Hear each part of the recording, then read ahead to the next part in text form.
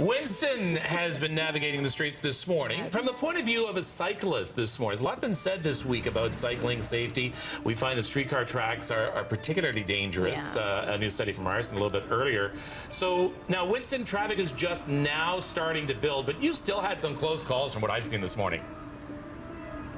Some very close calls, guys, and it's not just streetcars that we're dealing with, or streetcar tracks rather, that we were talking about earlier. We're dealing with summer construction season. Take a look at these pylons here along this bike lane as this cyclist tries to ride by. This isn't actually that bad compared to how it was up further on Bathurst Street, where it was basically one lane of traffic and you're competing with buses, you're competing with the bike lanes, you're competing with summer construction, all of the vehicles that are driving around. So it can be quite treacherous, and now as more people are hitting the roads, it's going to get even worse. Now, we should remind people as well that the new law in Ontario is you've got to, wherever possible, be at least a meter away from a cyclist. But I was watching as some vehicles were coming a lot closer than a meter to you. Oh, I was almost brushed by rear view mirrors on cars and on trucks. You know, I almost hit a construction worker who works on the road should have known better than to get in the way of live traffic. So definitely a lot you need to watch out for if you're a cyclist in the city. All right, so you have an interesting guest right now? I do. I have Jared Kolb, who is the executive director with Cycle Toronto. So, you know, we spoke to Clint Stibbe a little earlier. Now we're speaking from a cyclist point of view. And you guys work to not only inform, you know, cyclists and motorists about the rules of the road for both cyclists and motorists, but also to talk about some of the best and worst routes. So let's talk a little bit about the Bloor Street bike lanes, because that's an area that a lot of people have been talking about, and construction season's coming up. Yeah, that's right. So, you know, the Bloor Street pilot, this is of course something that was approved in a landslide council vote, you know, a few months ago of 38-3. It was great to have John Tory on side for that vote. What we've seen though is of course a generation of people that have been advocating for those bike lanes on Bloor Street.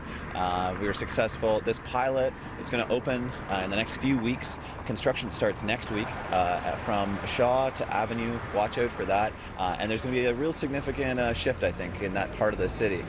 It's a really important street for cyclists. So many streets in the downtown core have streetcar tracks, and so options for safe cycling infrastructure are few and far between. But that Bloor Street, Bloor and Danforth, both are streets that can accommodate bike lanes in a really important way. Right. Now, since we're here, we are at Adelaide and Bathurst Streets, and you can see people are just getting onto the dedicated bike lane on the east side of Bathurst. But on the west side, there really isn't anything, and there's not even like a bicycle signal, and you're saying that's an example of something that should be there. Yeah, that's right. So we've got, you know, new infrastructure on Richmond and Adelaide. Drivers who are using those streets are becoming accustomed to seeing a lot of cyclists on those streets. Adelaide, 1 year after the Adelaide cycle tracks were opened, we saw a tripling of the number of cyclists that were using that street. There are still challenges, though. This intersection is not designed for cyclists in mind. And so, you know, sometimes drivers get frustrated with cyclists. They see them dodging in and out, weaving through traffic, and often that's because the roads haven't been built for cyclists. There's often a lot of potholes, construction materials, debris. That's why it's really important for drivers to really be paying attention, giving cyclists the right of way. Right. And what's a good road that you recommend? Like Sherbourne is one that has really dedicated, separated bike lanes. Yeah, so in the downtown core proper, we're beginning to see the growth of what we call the minimum grid. And this is, you know, the minimum bike grid that is, you know, downtown network. We've got protected bike lanes on Richmond and Adelaide, on Sherbourne, Wellesley, Harbord. So we have a network that's growing there.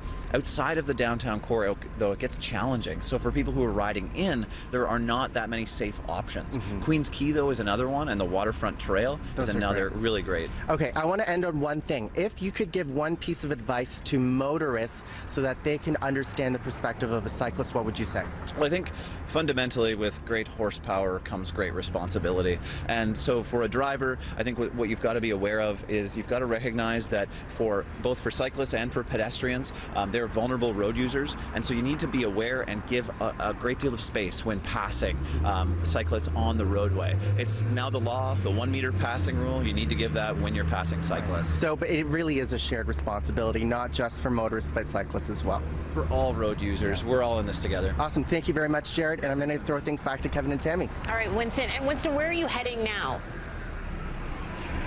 Where am I headed now? I think maybe I'll head down to the Queen's Quay. Who knows? I'll see Queen's where Quay they is a ask me to go. mess. No, but they have the really nice bike lanes. Yeah, but you got people walking in front of you all the time This now. is a and- test. It's all a right, test. so go down and show us Queen's Quay. That whole area is. Sure, they have why to not? rip it back up and redesign it. No. No, I don't want to do that. But you can follow. By the way, guys, BT Extra, we have the live stream going, bttoronto.ca/extra. You can watch my POV camera constantly live streaming. All right, you can see that on our app, or you can see it on our website. Thanks, Winston, and stay safe out there. We'll be back with more BT after this. Stay with us.